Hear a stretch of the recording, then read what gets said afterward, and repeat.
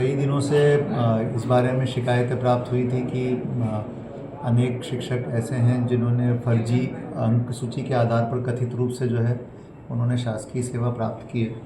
तो इसके बारे में मैं बताना चाहता हूं कि अभी तक हमारे पास कुल 40 शिकायतें प्राप्त हुई हैं जो कि हमारी जांच में हैं।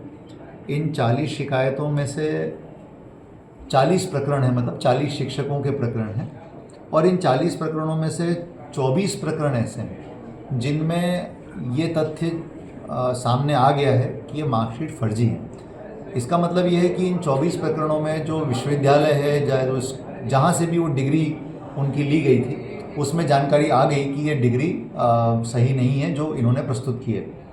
तो 24 प्रकरणों में ये प्रमाणित हुआ है, और 24 ही की 24 प्रकरणों में हमने यहाँ से जिला शिक्षा अधिकारी कार्यालय से एसपी दमोह को जो है इस बारे में प्रतिवेदन भेज दिया गया है इन प्रकरणों में एफआईआर दर्ज करने के लिए, क्योंकि ये सरासर ये धोखाधड़ी का मामला है कि धोखाधड़ी करके हम नौकरी प्राप्त करते हैं, सरकारी नौकरी। तो इसीलिए प्रथम दृष्टया इसमें आपराधिक स्थिति का संज्ञान लेने की स्थिति बनने के कारण ये प्रकरण, ये 24 प्रकरण पुलिस को भेजे गए हैं। अब आगामी कार्रवाई इसमें पुलिस के माध्यम से की जाएगी।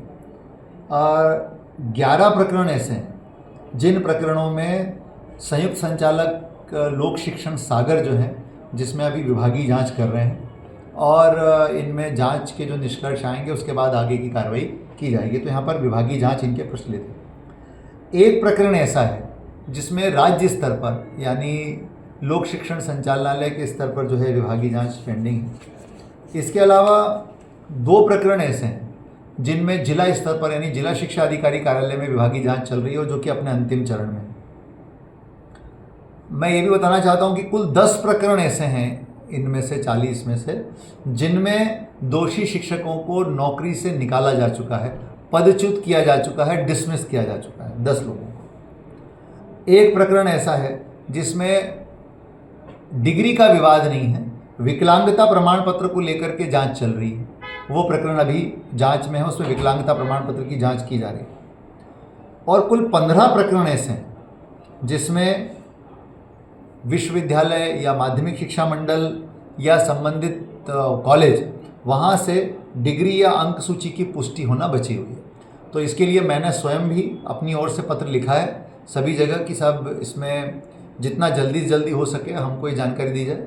मैंने माध्यमिक शिक्षा मंडल के सचिव से भी मैं बात कर रहा हूँ कि इसमें हमें जल्दी जानकारी मिल जाए ताकि स्थिति क्लियर हो जाए।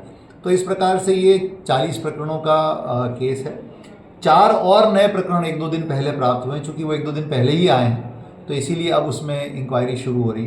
तो कुल मिलाकर के ये 40 प्रकरणों के बारे में मैंने बात रखने का प्रयास किया है, और मैं यही कहना चाहूँगा कि ऐसे प्रकरणों में जब भी कोई भी दोषी पाया जाएगा उनके खिलाफ कार्रवाई की भी गई है, और आगे भी कार्रवाई लगातार की जाएगी यदि कोई दोषी है।